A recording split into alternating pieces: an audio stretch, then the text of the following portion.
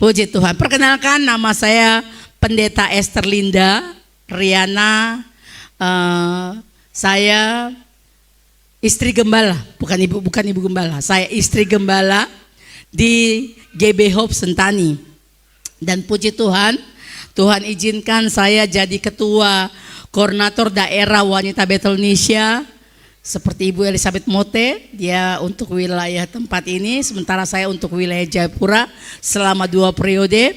Dan saya berterima kasih kepada Bapak Gembala beserta istri yang luar biasa. Walaupun kami hanya kenal karena Tuhan Yesus, tapi buka hati untuk mengizinkan saya berbagi firman Tuhan. Memang tidak dipersiapkan dengan baik karena saya datang dengan maksud tujuan yang lain. Tapi saya percaya kemanapun hamba-hambanya melangkah, Tuhan persiapkan dia untuk melayani pekerjaannya. Amin. Iya, saya aslinya sih ya masih tetanggaan dengan Solata. Saya orang Sumatera.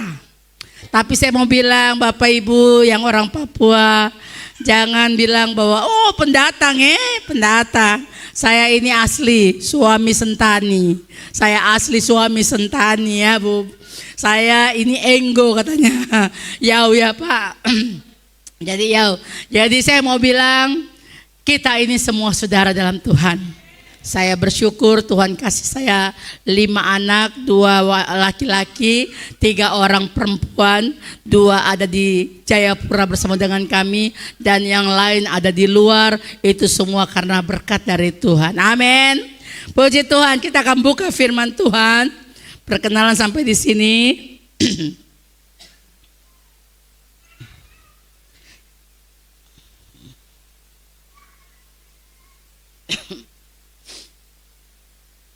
Ya,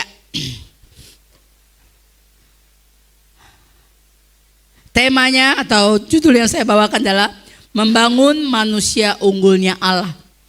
Saya melihat tanah Waropen ini sedang menuju perkembangan, walaupun saya nggak tahu kapan masanya dia akan bertumbuh dengan luar biasa. Karena saya melihat begitu banyak hal yang terjadi di tempat ini. Kemarin kebetulan puji Tuhan saya bisa ada tengah-tengah gereja GKI. Mereka mengadakan fellowship dan kami kemudian ada share-share sedikit. Saya dapat informasi bahwa di tanah Waropen ini ada banyak pengidap HIV AIDS. Bahkan 80%-nya itu kita orang Kristen. Ya, kita orang Kristen. Saya bilang Tuhan Yesus tolong, saya bilang. Lalu kemudian ada lagi pembahasan kami, pendidikan di tempat ini masih sangat minim dan segala macam.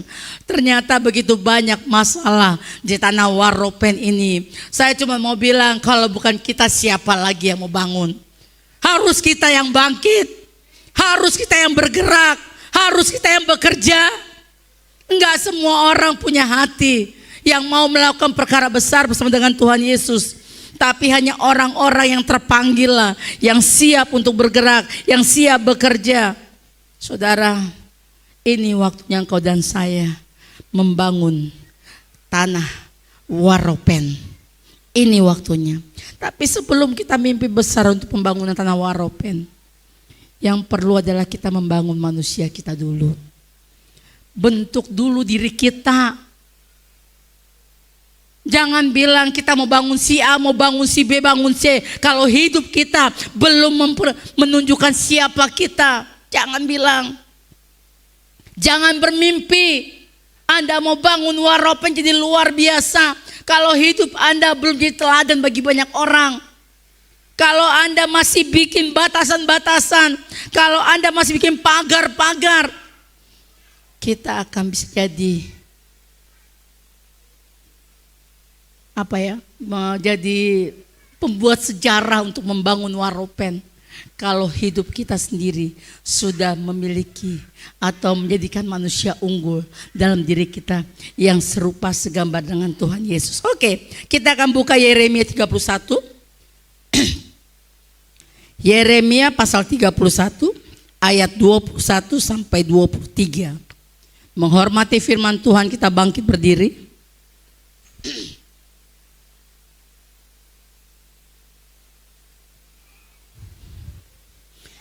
Hanya 3 ayat kita baca bersama-sama. 3, 2, 1. Dirikanlah bagimu rambu-rambu jalan.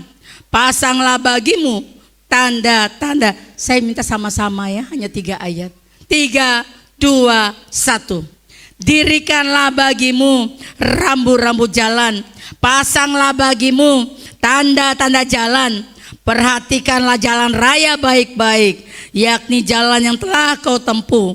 Kembalilah, hai anak darah Israel, kembalilah ke kota-kotamu ini. Berapa lama lagi engkau maju mundur, hai anak perempuan yang tidak taat? Sebab Tuhan menciptakan sesuatu yang baru di negeri. Perempuan merangkul laki-laki.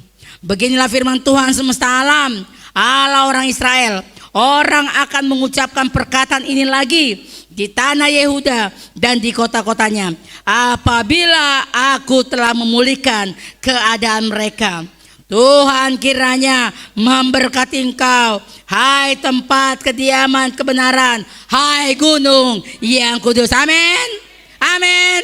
Silakan duduk, kasih Tuhan. Saudara, untuk menjadi manusia yang unggul, yang pertama, hidup manusia harus punya rambu-rambu. Ini firman Tuhan, bukan firman saya. Firman Tuhan bilang, dirikanlah bagimu rambu-rambu jalan. Saya belum ada lihat di sini rambu-rambu jalan sih. Saya berharap Bapak Ibu tetap tahu kalau huruf S itu artinya dilarang, stop ya. Kalau mungkin ada seperti gunung, berarti ada siap-siap mau mendaki. Itu namanya rambu-rambu jalan. Saya tadi bingung, aduh saya mau kasih tahu bagaimana rambu-rambu jalan di sini ya. Karena saya cari tidak ada rambu-rambu jalan. Saya belum ada ini. Tapi saya bilang pasti, walaupun mungkin di sini tidak ada, mungkin tempat lain Bapak Ibu pernah lihat yang namanya rambu-rambu jalan. Ya. Firman Tuhan bilang, dirikanlah bagimu rambu-rambu jalan, pasanglah bagimu tanda-tanda jalan, perhatikanlah jalan raya baik-baik, yakni jalan yang telah kau tempuh. Jadi hidup kita bukan hidup yang gampang-gampang. Hidup orang Kristen gak mudah-mudah banget. Ada banyak masalah yang akan dilalui. Mungkin salah satunya seperti sekarang ini, di Waropen begitu banyak masalah yang dihadapi. Ternyata gak gampang-gampang hidup orang Kristen. Tetapi Tuhan kasih ingat engkau dan saya pagi ini, mari mulai dari diri kita lebih dahulu. Mulai buat itu rambu-rambu jalan, buat tanda-tanda jalan. Saya percaya tidak ada HIV kalau mereka hidup dengan rambu-rambu jalan. Tidak ada miras kalau mereka hidup dengan tanda-tanda jalan. Saya percaya itu. Tapi karena semuanya tidak digunakan dengan baik dan benar, maka terjadilah masalah-masalah yang sekarang ini terjadi di Waropen. Jadi mari engkau dan saya, firman Tuhan mengajar kita semua. Jadi yang pertama yang saya mau kasih tahu, hidup manusia itu harus punya rambu-rambu atau tanda jalan. Memperhatikan setiap jalan-jalan dan langkah hidup kita manusia. Dan semuanya itu, Bapak Ibu, semuanya itu merupakan langkah untuk menuju kita pulang. Memang ada yang akan tinggal di sini selamanya? Enggak ada. Firman Tuhan dalam kitab Pengkhotbah bilang, nasib semua orang itu sama. Mau dia kaya, mau dia miskin, mau dia ganteng, mau dia cantik, mau dia jelek sekalipun juga, nasibnya semua sama. Kita semua menuju kepada kepulangan. Tapi untuk pulang itu enggak gampang. Walaupun selalu kita orang Kristen khusus tanah Papua nih. Ini selalu orang Kristen tanah Papua bilang begini, yang penting itu matinya pasti masuk surga. Mati masuk surga, kalau hidupnya enggak beres, bagaimana? Yang penting percaya saja. Kalau kita percaya pasti matinya masuk surga, omong kosong. Tuhan bilang apa saudaraku? Tuhan bilang kita harus perjuangkan keselamatan itu. Keselamatan yang Tuhan sudah kasih sama kita. Kita harus berjuang untuk tetap ada dalam kehidupan engkau dan saya. Kita semua. Caranya bagaimana? Lihat, pakai itu rambu-rambu jalan. Kalau kau lihat jalanmu sudah gak beres, mundur, bertobat, balik pada Tuhan. Kalau kau lihat jalanmu sudah mulai miring-miring, mari belajar jalan lurus. Bukan cuman rambu-rambu jalan ini saja yang kita perhatikan, tapi kita sebagai, ini khusus buat laki-laki dulu. Buat laki-laki, engkau suami-suami perlu punya rambu jalan. Kemarin saya dengar ada yang lagi hamil, Bu. Ibunya kena HIV dan sekarang anaknya juga kena HIV. Hello, siapa nih yang salah? Dari mana ini yang salah? Saudaraku, kalau ada rambu-rambu jalan dalam hidup kita, saya percaya kehidupan yang seperti Tuhan Yesus itu yang akan ada dalam diri kita. Suami-suami, engkau perlu punya kesetiaan. Suami-suami, engkau perlu punya takut akan Tuhan. Suami-suami, lakukan tugas tanggung jawabmu sebagai seorang suami, sebagai kepala rumah tangga. Saya percaya kalau kita hidup di dalam Tuhan dengan rambu-rambu yang benar, maka semua masalah yang ada di tanah Papua, khususnya Waropen ini, akan terselesaikan. Hei istri-istri, saya juga mau bilang, jangan karena suami mungkin hidupnya enggak dalam rambu-rambu Tuhan, lalu sudah bilang sama suami, sudah pulangkan saya saja ke rumah orang tua saya. Itu bukan jalan keluar. Itu bukan jalan keluar. Tapi saya mau bilang, kalau kau duduk berdoa, kalau kau duduk menyembah Tuhan, kalau kau duduk cari Tuhan dengan sungguh-sungguh, maka lihat pemulihan perubahan akan terjadi dimulai dari keluargamu. Saudara, saya mau bersaksi sedikit. Sekian puluh tahun yang lalu, saya hampir ambil keputusan pulang ke Jakarta. Puji Tuhan, saya orang Batak, tapi saya lahir Jakarta, besar di Jakarta. Jadi rumah orang tua saya ada di Jakarta. Saya suruh rancang-rancang ini karena jujur saya nggak tahan dengan Papua. Bapak Ibu yang kawin sama orang Papua tahu tuh bagaimana keadaannya. Saya nggak tahan, saya mau pulang. Saya suruh rancang-rancang, saya punya anak tiga. Saya suruh kirim ke Jakarta. Bukan saya kirim, kebetulan saya punya bapak meninggal di tanah Papua. Akhirnya kami berangkat pulang. Penyesalan terbesar sama saya adalah orang tua saya meninggal di tanah Papua. Dan saya begitu semakin benci dengan Papua. Dulu saya rancang untuk saya pulang. Tapi saya mulai cari Tuhan dengan sungguh-sungguh. Saya mulai berdoa banyak sama Tuhan. Jadi jangan berpikir sekolah teologi, sekolah pendidikan agama Kristen itu 100% bahwa dia kenal Tuhan, tidak. Tapi saya dibentuk lewat proses kehidupan saya. Saya siap pulang. Saya bilang, saya pegawai negeri mau, gaji bisa pindah. Apalagi waktu itu saya punya bos itu orang Batak. Biasa toh orang Batak itu kan main suku. Mereka bilang gampang.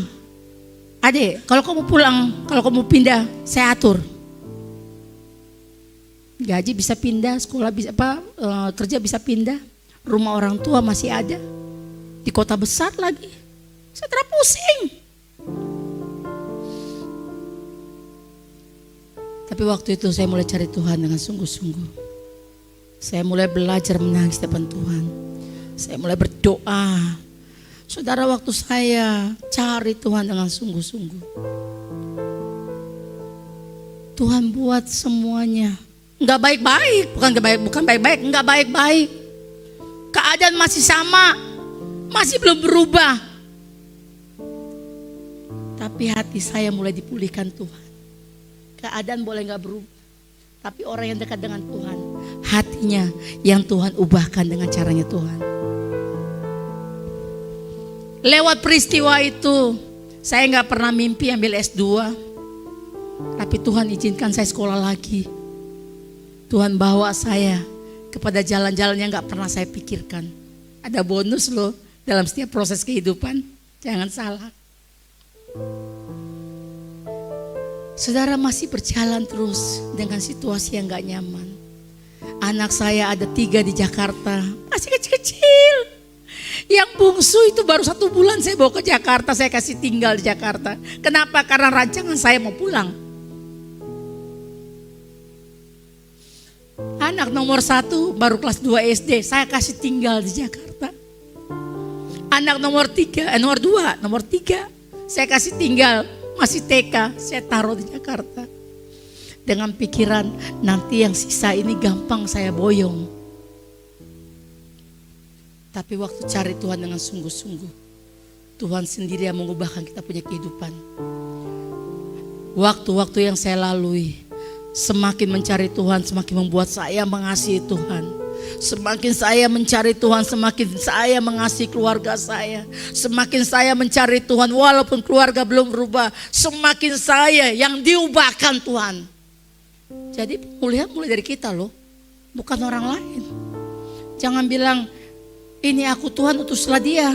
Jangan. Tapi bilang, ini aku Tuhan utuslah saya.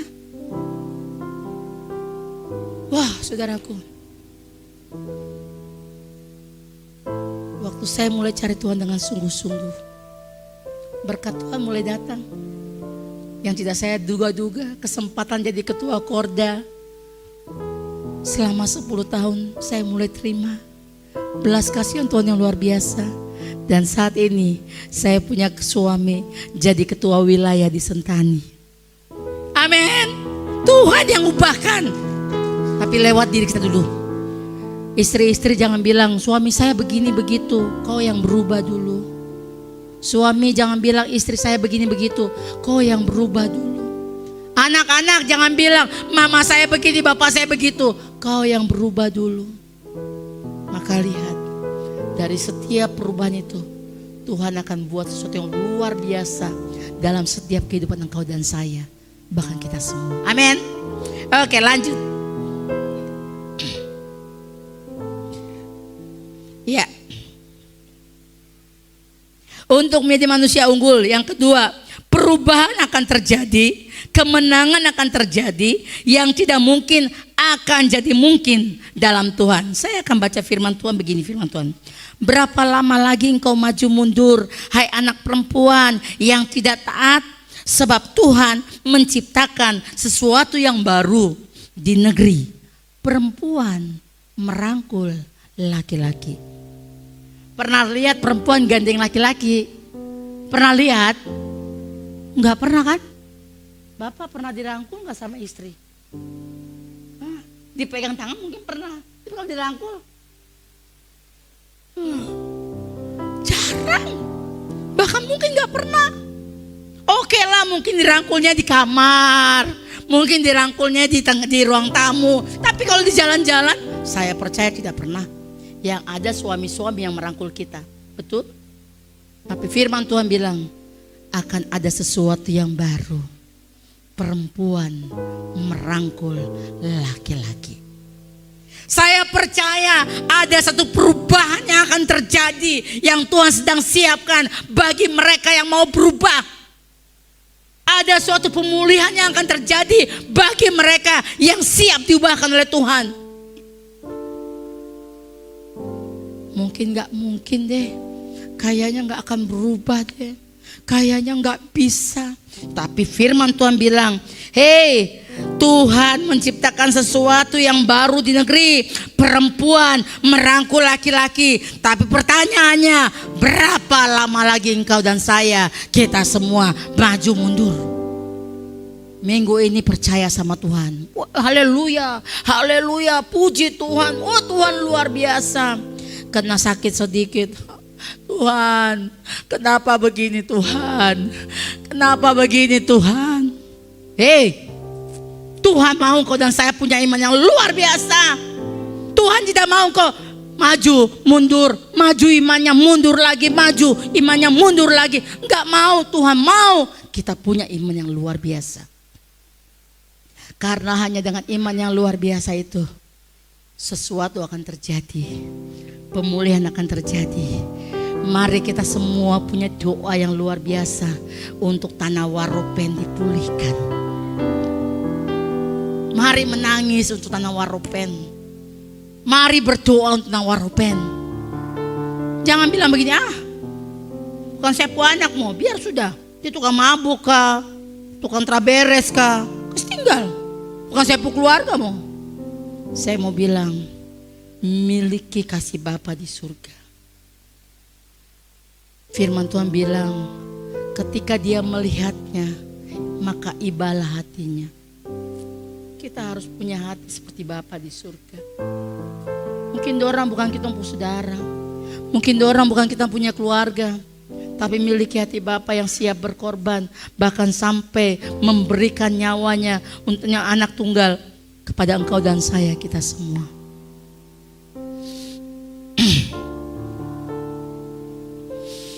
Ya, saudaraku, perubahan akan terjadi, kemenangan akan terjadi, yang tidak mungkin akan jadi mungkin dalam Tuhan. Tetapi yang perlu engkau dan saya, kita berjaga-jaga lewat doa kita. Kita berjaga-jaga lewat iman kita.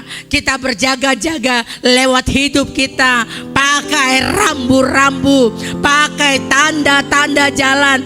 Pegang firman Tuhan. Semua rambu-rambu itu ada dalam firman Tuhan.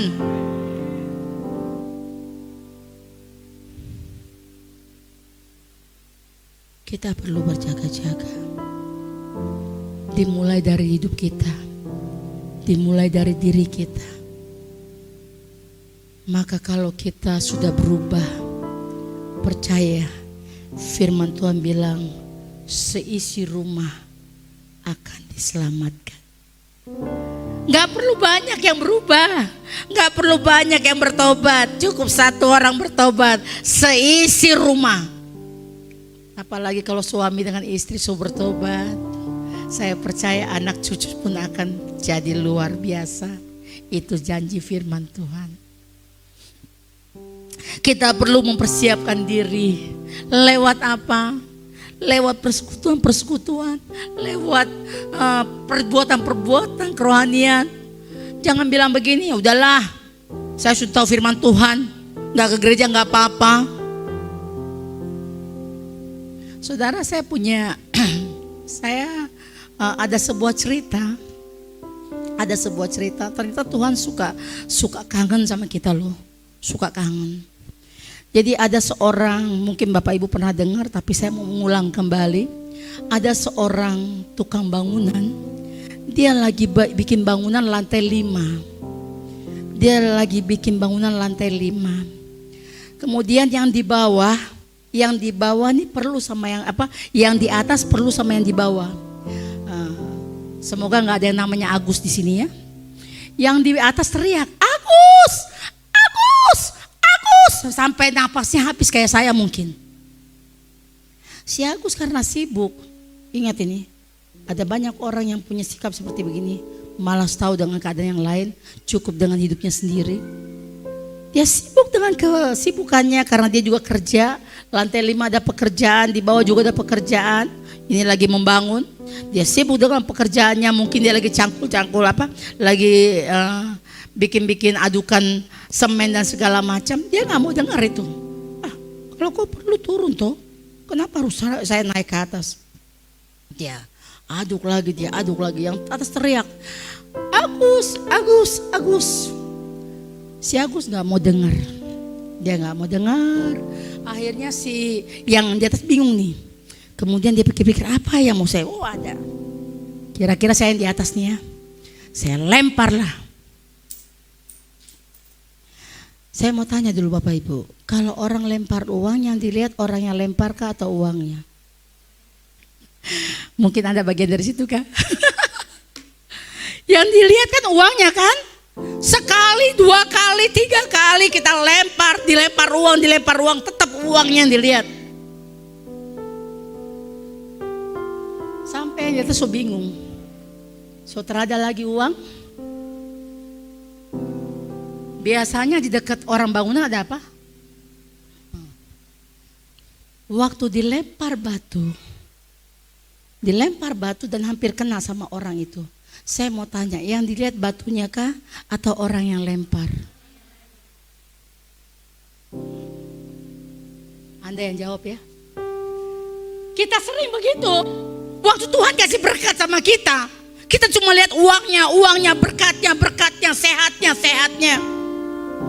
Tapi waktu ada masalah, batu kan masalah toh. Kalau kena sakit nggak Bu? Kalau kena bisa berdarah nggak? Bisa berdarah. Kalau ada luka dalam diri kita, kalau ada kesakitan dalam diri kita, baru kita bilang, ada apakah? Kenapakah? Hello. Jangan tunggu Tuhan kasih penghukuman buat kamu, baru kamu datang ibadah. Jangan tunggu Tuhan kasih penghukuman buat engkau dan saya, baru kita cari Tuhan dengan sungguh-sungguh. Tapi saya mau bilang, jangan juga menghindar dari masalah yang ada. Karena sebetulnya itu satu bukti bahwa Tuhan sedang kangen sama kita sebetulnya. Masalah itu datang karena Tuhan rindu engkau dan saya, kita semua. Karena saudaraku, mari kita perlu punya persiapan diri. Ya, kita perlu punya perlengkapan dari Tuhan. Perlengkapannya dari mana? Dengan banyak berdoa, Tuhan akan memperlengkapi engkau dengan iman. Dengan banyak mencari Tuhan, Tuhan akan menguatkan engkau dalam setiap masalah kehidupan. Dan dengan banyak berdoa, Tuhan akan membuat engkau serupa dengan segambar dengan Dia. Kenapa kita perlu menjadi manusia unggul? Yang pertama, yaitu tujuan Tuhan dalam membentuk engkau serupa dan segambar dengan Allah. Amin. Tuhan membentuk engkau dan saya serupa dan segambar dengan Allah. Saya baca Roma 8 ayat 29a. Sebab semua orang yang dipilihnya dari semula, mereka juga ditentukannya dari semula untuk menjadi serupa dengan gambaran anaknya. Tujuan Tuhan ini loh. Anda dan saya perlu jadi manusia unggul. Arti unggul itu punya nilai lebih. Supaya apa? Supaya engkau dan saya menjadi serupa dengan gambarannya Allah. Tapi gambarannya Allah itu bukan seperti Ratu Entok bikinnya, bukan Bapak Ibu, bukan. Ada toh Ratu Entok yang dia suruh Tuhan Yesus, gambar Tuhan Yesus untuk potong rambut, bukan seperti itu. Tapi karakter hidup Allah harus ada dalam kehidupan engkau dan saya. Siapa Allah itu? Seperti apa Dia? Dia hebat. Dia luar biasa. Dia maha tahu. Dan saya mau bilang, dalam setiap masalah engkau dan saya, Dia tidak pernah berhutang. Dia bisa bayar harga untuk semua yang kita kerjakan. Dalam setiap masalah saya bertahan, saya belajar berdoa, saya berharap mengandalkan Tuhan. Dan saudara tahu ketika saya mengandalkan Tuhan, tadi saya sudah cerita anak saya ada 5, yang satu di Australia, yang kedua ada di Amerika, ada di Papua, baru lulus tahun lalu, kuliah di Surabaya. Yang ketiga ada di Amerika. Yang keempat di Jakarta dan dia juga sedang kuliah. Yang kelima ada di Jayapura menemani saya, baru lulus SMA. Saudara, kebaikan Tuhan luar biasa. 5 anak saya sekolah sampai ke luar negeri, semuanya beasiswa. Saya tahu, saya percaya kalau saya dulu pergi tinggalkan Papua, berkat yang Tuhan siapkan bagi anak Papua tidak akan dinikmati oleh anak-anak saya. Kenapa? Kami 2 orang Batak.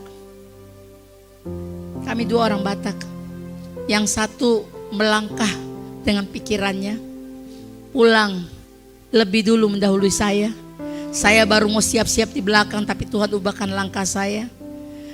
Yang satu ini anaknya kuliah dengan dengan merayap, dengan sakit dan segala macam. Karena harus berupaya dengan sendiri.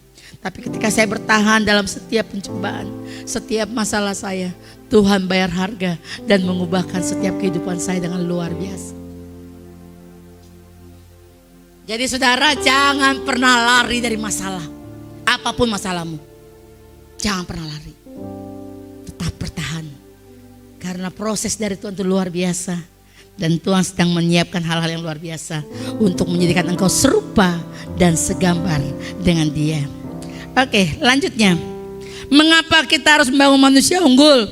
Yang kedua adalah Tuhan menghendaki engkau dan saya manusia memiliki kualitas dan kapasitas sesuai kepenuhan Kristus. Efesus 4 ayat 13. Sampai kita semua telah mencapai kesatuan iman dan pengetahuan yang benar tentang anak Allah, kedewasaan penuh dan tingkat pertumbuhan yang sesuai dengan kepenuhan Kristus, yaitu Kristus menjadi tolak ukur. Saya mau bilang, orang-orang yang sudah mencapai hal ini akan menikmati keajaiban demi keajaiban secara luar biasa. Amin.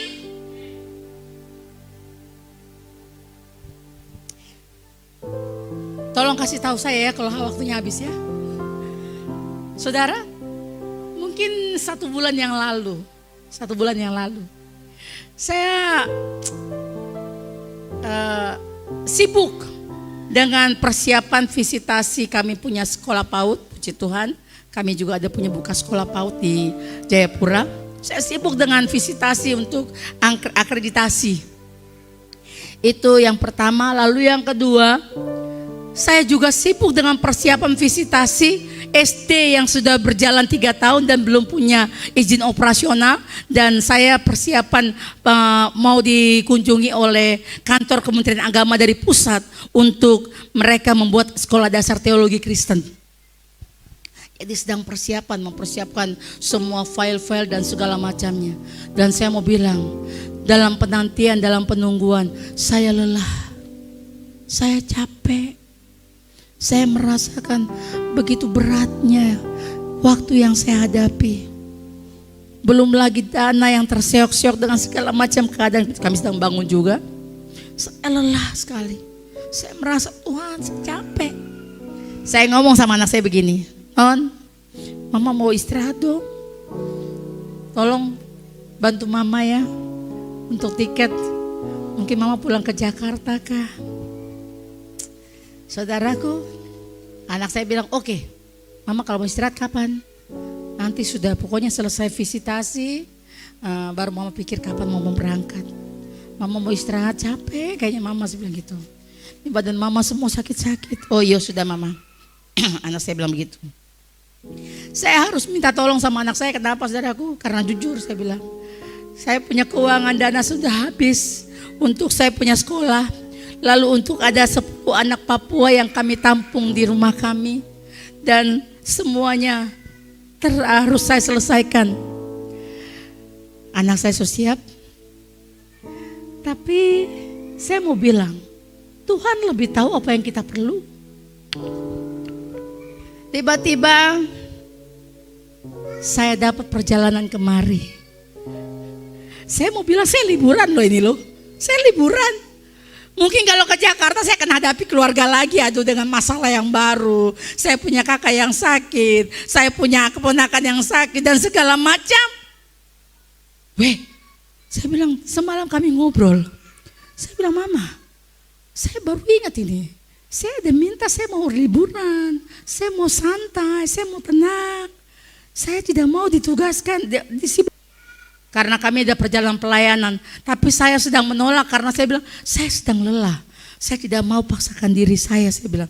Nanti saya akan jatuh sakit. Saya lebih tahu bagaimana keadaan saya toh. Saya bilang, perjalanan Sarmi itu 8 jam dengan jalan yang kelewat. Aduh, saya bilang saya tidak mau. Cukup. Untuk sementara saya mau jalan-jalan dulu. Saudara, lewat perjalanan saya lihat Tuhan menjawab, saya punya kerinduan. Jadi jangan main-main dengan Tuhan. Saya semakin melihat Dia luar biasa. Yang tidak kita sampaikan pun kepada Dia. Saya sampaikan pada anak saya, karena saya tahu dia punya kemampuan untuk bantu saya. Yang kita nggak sampaikan sama dia, dia tahu yang kita perlukan dan dia siap berbagi untuk kita, memberi yang terbaik untuk kita. Saya lagi liburan ini. Memang saya ada tengah-tengah pelayan, tapi nggak terlampau sangat mendesak sekali. Kalau WCB itu kan saya harus mendesak sekali. Jam pertama, jam ketiga, wah. Tapi hari ini saya begitu rasa nyaman. Saya melihat Tuhan Yesus baik, sangat baik. Amin. Saya mau bilang sama saudara, kalau Anda belum pernah menikmati kebaikan Tuhan, kalau belum ada mujizat dalam dirimu, dalam kehidupan bersama dengan Tuhan, mulai sekarang cari Tuhan dengan sungguh-sungguh. Jangan main-main dengan Tuhan. Oke, sampai kita semua telah mencapai kesatuan iman dan pengetahuan yang benar tentang anak Allah, kedewasaan penuh dan tingkat pertumbuhan yang sesuai dengan kepenuhan Kristus, engkau akan menikmati setiap keluar biasaan Tuhan dalam kehidupan engkau dan saya. Karena itu yang Tuhan mau. Tuhan mau manusia memiliki kualitas dan kapasitas sesuai dengan apa yang dia miliki. Puji Tuhan. Mengapa kita harus bangun manusia unggul yang ketiga?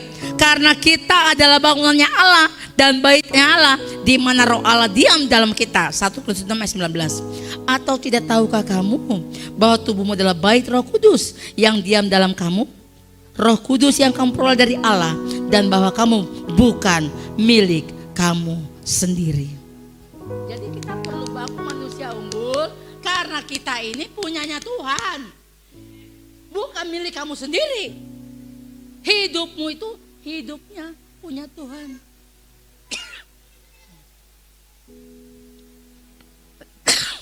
Maaf.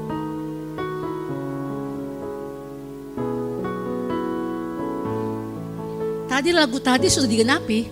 Suka-sukamu Tuhan, suka-sukamu Tuhan. Jadi bukan milik kita loh. Jangan bangga, nih semua karena saya. Ada. Itu karena Tuhan yang ada dalam dirimu. Oke. Sekarang bagaimana kita membangunnya? Yang pertama, kita perlu tahu bahwa engkau dan saya sanggup membangun itu hanya karena kasih karunia Tuhan. Amin. Hanya kasih karunia Tuhan.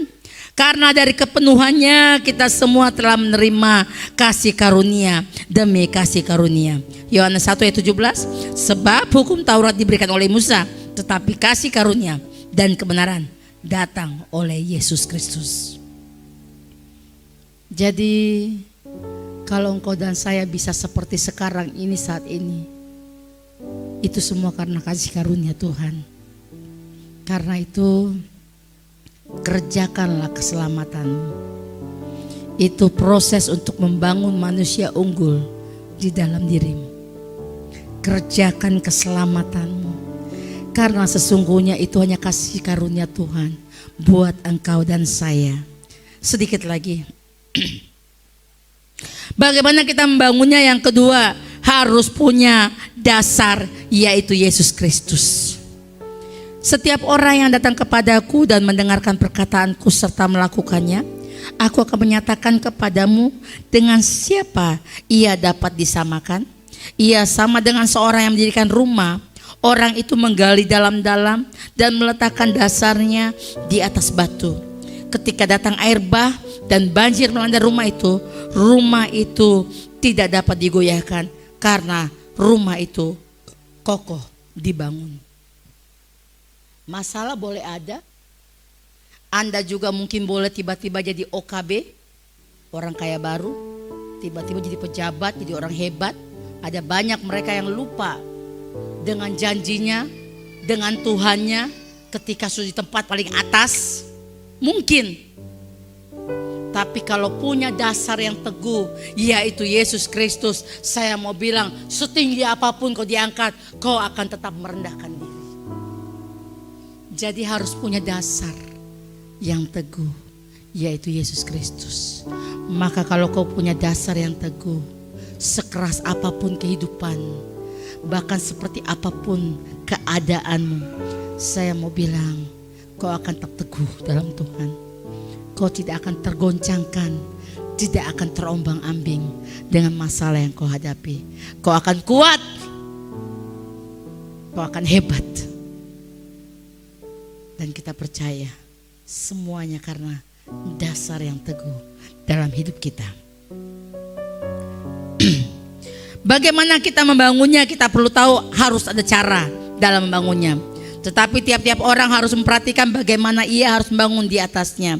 Amsal 16 ayat 11, bagaimana caranya? Engkau memberitahukan kepadaku jalan kehidupan di hadapanmu. Ada sukacita berlimpah-limpah di tangan kananmu, ada nikmat senantiasa. Jadi jangan khawatir, Tuhan akan kasih tahu kita loh. Ini loh caranya. Kau harus begini, kau harus begitu, kau harus buat ini, kau harus buat itu. Sepanjang saya melayani Tuhan lewat Korda, saudaraku, gak gampang. Ada banyak hal yang harus saya alami. Kami harus melangkah kanan kiri belakang, bahkan harus menghadapi banyak masalah. Tapi saya mau bilang, kalau Tuhan di pihak kita, siapa lawan kita? Tuhan yang akan menuntun setiap langkah-langkah kita. Tuhan yang akan kasih tahu kita. Tuhan yang akan beri jalan keluar bagi setiap masalah kita. Jadi jangan khawatir. Bagaimana kita membangunnya? Ini yang terakhir ya. Semoga gak lewat. Tuhan bilang, nah perhatikan bahan material yang digunakan. Ayat 1 Korintus 3 ayat 12. Entahkah orang membangun di atas dasar ini dengan emas, perak, batu permata, kayu, rumput kering atau jerami? Sekali kelak pekerjaan masing-masing orang akan nampak. Saya tidak tahu siapa Anda. Saya tidak kenal siapa Anda. Dan saya tidak tahu bagaimana Anda membangun hidup Anda sekarang ini. Tapi saya mau kasih tahu, pilihannya tangan Anda. Apakah engkau akan buat hidupmu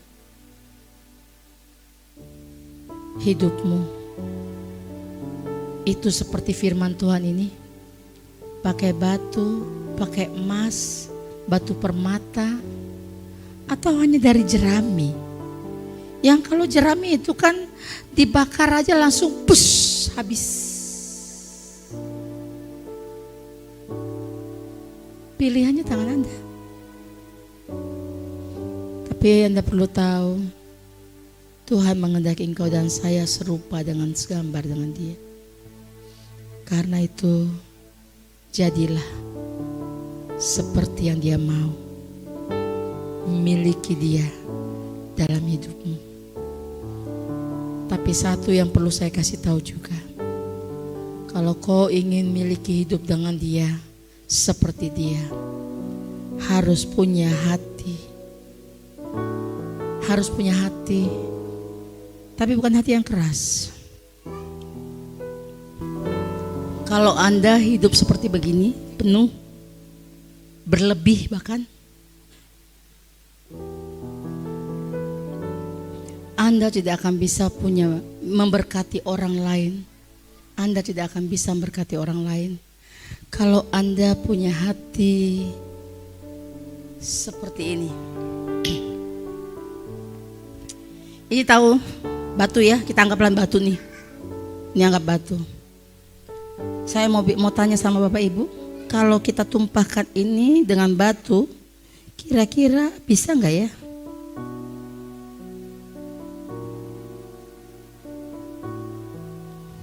Kapan selesainya ya? Hilang.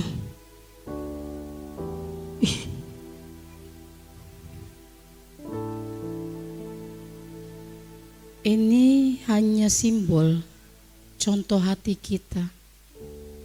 Kalau hati kita seperti batu, maka jangan berharap ada pemulihan di sekeliling kita.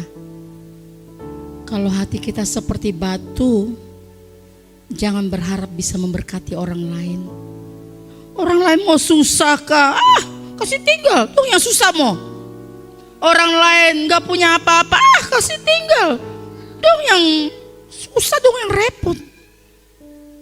Bahkan mungkin Bapak Gembala punya kesusahan, Anda tidak mau tahu. Kalau Anda punya hati yang seperti ini, keras. Yang Tuhan mau adalah orang yang punya hati seperti ini. Tahu ini? Ini kan kertas tuh yang bisa kita pakai buat lap-lap. Ini buat sepatu kita dilap-lap juga. Ini kertas. Bahkan robek-robek juga gak masalah.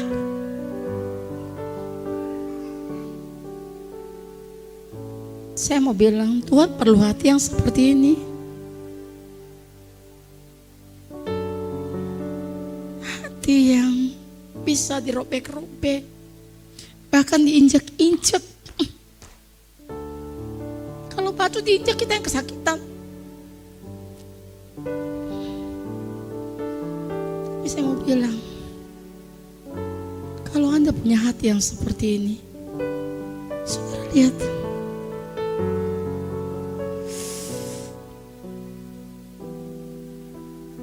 Beda nggak? Beda nggak? Waktu dia berbaginya beda loh. Beda. Tuhan mau hati yang seperti itu. Jadi pilihan tangan Anda. Kalau Anda mau jadi manusia unggul, miliki hati Tuhan Yesus. Hati yang rela berkorban bagi umat manusia. Hati yang rela untuk mendapat kesakitan, untuk mendapat penderitaan, bahkan semua hal yang tidak baik yang terima Yesus, dia siap terima. Kalau Anda mau waropen diubahkan, miliki hati Tuhan Yesus dalam dirimu. Mulai dari diri Anda. Mulai dari diri Anda. Jangan berharap orang lain, tapi mulai dari kita semua. Amin untuk firman Tuhan.